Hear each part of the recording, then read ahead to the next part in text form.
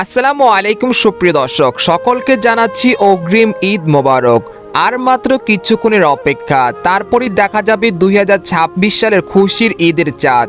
এছাড়া আগামীকাল বাংলাদেশ সহ এশিয়ার কোন কোন দেশগুলোতে পবিত্র ঈদ উল ফিতর উদযাপিত হবে এবং ঈদের দিন কেমন থাকতে পারে আবহাওয়া, এ বিষয়ে কি বলছে জ্যোতির্বিজ্ঞানীরা। আর আপনি কোন জেলা থেকে খবরটি দেখছেন অবশ্যই কমেন্ট করে জানিয়ে দিবেন। আর সবার আগে সর্বপ্রথম সঠিক আবহাওয়ার খবর জানতে আমাদের চ্যানেলটিকে সাবস্ক্রাইব করে রাখুন। এবার জেনে নিন এক নজরে। চলে গেল তারাবি, চলে গেল সেহরি, শেষ হয়ে গেল ইফতার ও পশ্চিম আকাশে উদয় হতে যাচ্ছে পবিত্র ঈদ উল ফিতরের চাঁদ। শেষ হয়ে গেল রহমত, বরকত ও মাগফিরতের মাস। চলে আসলো পবিত্র ঈদ উল ফিতর। এরই ধারাবাহিকতায় বাংলাদেশে আজ 20 মার্চ শুক্রবার 2026 সন্ধ্যায় শাওয়াল মাসের পবিত্র চাঁদ দেখা যাবে। এর ফলে পবিত্র রমজান মাস 30 দিন পূর্ণ হয়েছে এবং আগামীকাল শনিবার 21 মার্চ 2026 সারা দেশে উদযাপিত হবে মুসলিম উম্মার সবচেয়ে বড় ধর্মীয় উৎসব পবিত্র ঈদ উল ফিতর।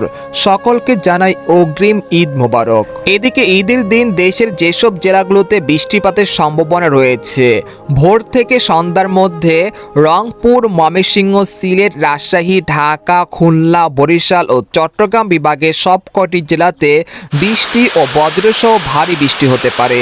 সেই সাথে কয়েকটি জেলাতে উত্তর পশ্চিম দিক থেকে ঘন্টায় 40 থেকে 45 কিলোমিটার বেগে দমকা ও ঝড়ো হাওয়া বয়ে যেতে পারে।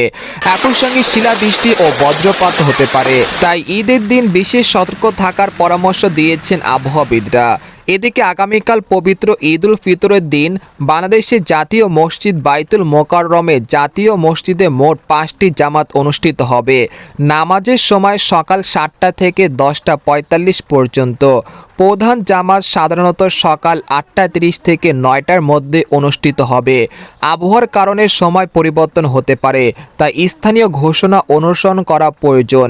তো এই ছিল খবর। এরকম ইন্টারেস্টিং খবর জানতে আমাদের সাথেই থাকুন।